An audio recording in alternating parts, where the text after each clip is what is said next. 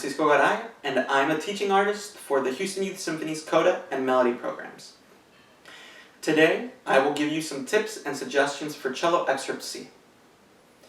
First, I would recommend listening to the piece, or in this case, at least the theme and the first variation.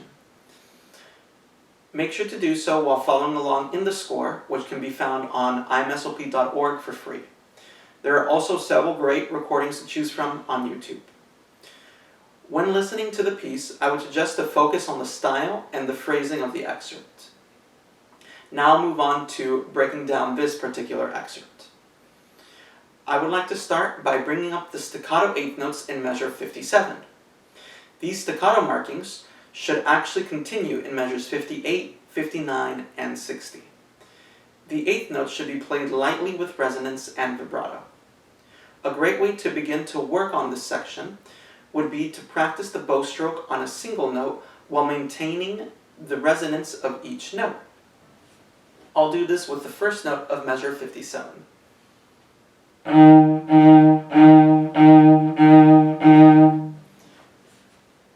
Notice that I chose to do this in the lower half, or maybe balance point area of the bow, which is where I would be playing these eighth notes if I were to perform this piece.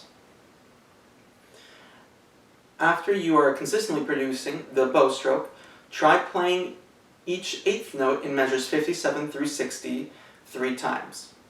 I say 3 because this gives you the opportunity to test the bow stroke calmly on the written notes while keeping the correct bowings when changing notes. So let's try 57 through 60 again. This is under tempo.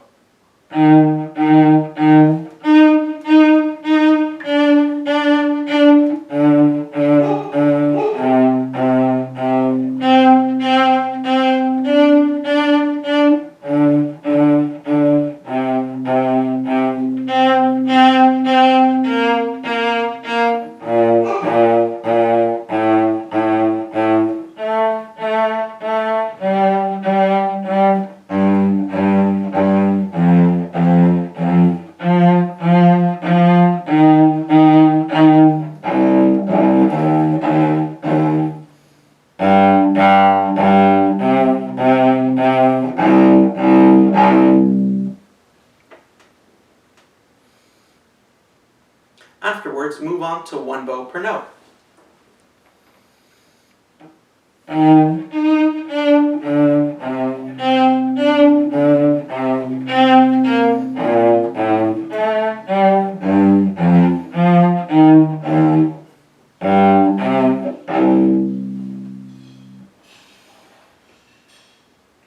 This same section is a spot where several fingerings may be appropriate depending on the size of your hand.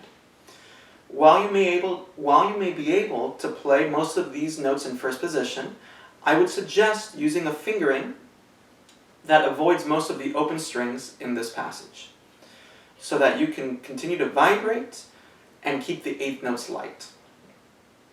The first fingering is the one that you just watched me do. Although, if you find that you are having difficulty playing the passage in tune with the shifts, you may want to try other fingerings to help preserve your intonation. Here are 2 other potential fingering options for measures 57 through 58 under tempo.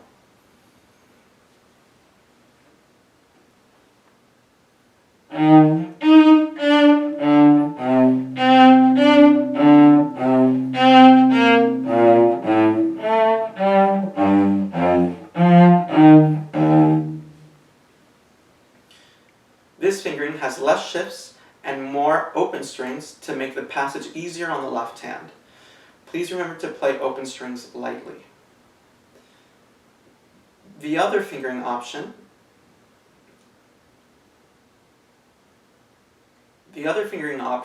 is actually different in the previous measure as well. So this time I will be starting from 2 after rehearsal number 6.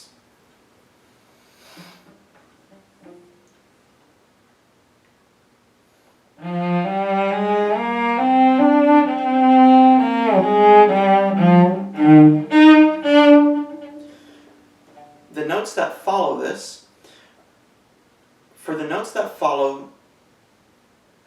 that follow this, You can choose from either one of the two options that I just demonstrated. Now, moving on to measures 55 and 56.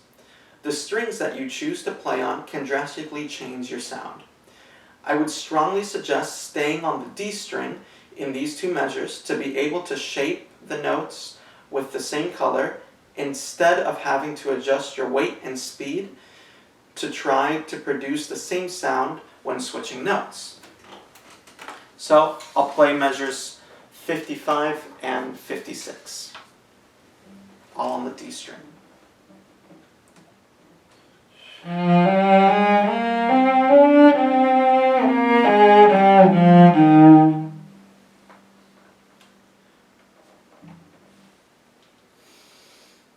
Now, moving on to vibrato.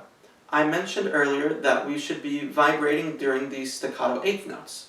And since the fastest notes on the page are eighth notes, we should be able to vibrate on almost every note in this excerpt.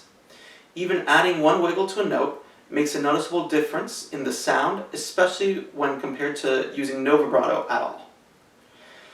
The way we use vibrato will vary. I suggest using a narrow vibrato when playing quietly and a wider one when playing louder. Rehearsal 7 to the end of the excerpt is an excellent spot to really work on changing your vibrato.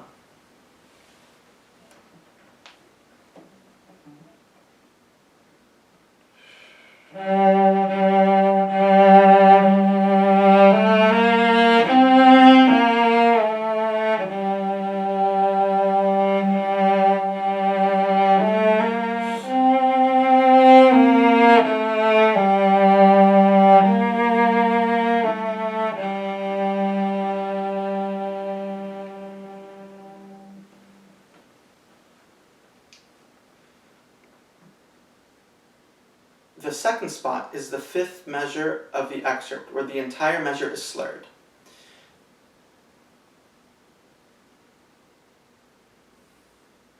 The spot I had to concentrate on the most was measure 62. I would like to make sure that my vibrato never stops between the notes and continues to grow, even on the eighth note A in that measure. A simple way to practice changing the width of your vibrato is to do so in front of a mirror while being aware of how much your left arm is rotating. One of the last things that I would like to mention in this excerpt is the bow distribution. There are a couple of spots in here that can be challenging to do well if you don't map it out beforehand. The first one is the change from pizzicato to arco in the second measure of the excerpt.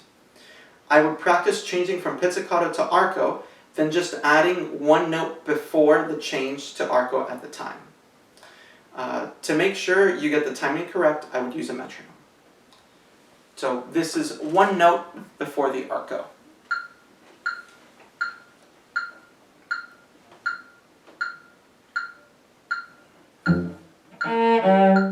One more time.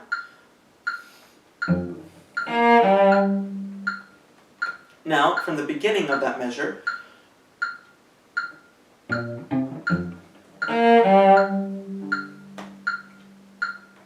and now from the beginning of the previous measure.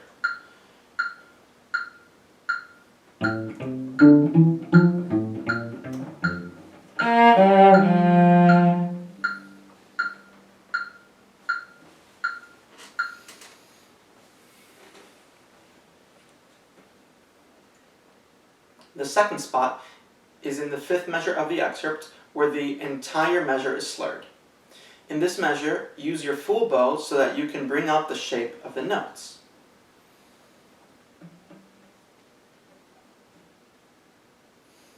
I'll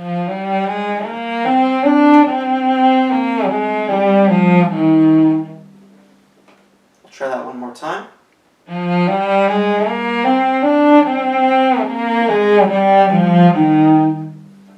I like that fingering better.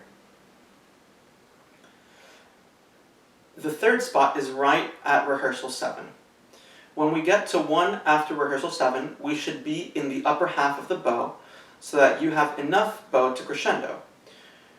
You can achieve this by using more bow on the down bows right at rehearsal 7. So this is rehearsal 7. It's use, less, most. One more time. Use, less, most. And now you're at the tip, or upper half. In the next two measures, 62 and 63, use the full bow for a larger sound and save some bow at measure 64 to make sure that we can end up at the same, or at the balance point for the piano dynamic at measure 65 instead of at the frog. So this is one after rehearsal 7. Getting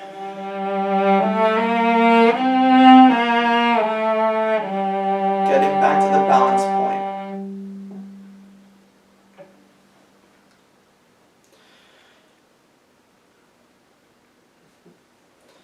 Now, lastly, make sure to change your contact point closer to the bridge on the last 3 notes of the excerpt for more clarity in the sound. I'll play from the last 5 notes of this excerpt.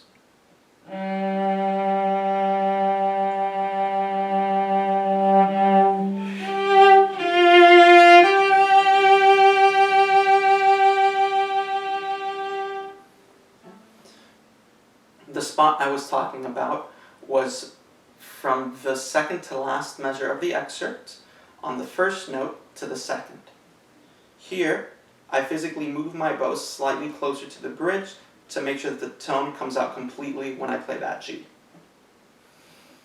One more time.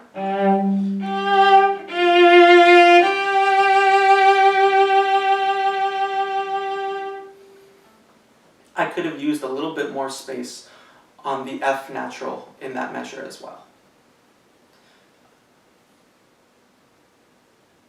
Continue listening to the piece and happy practicing.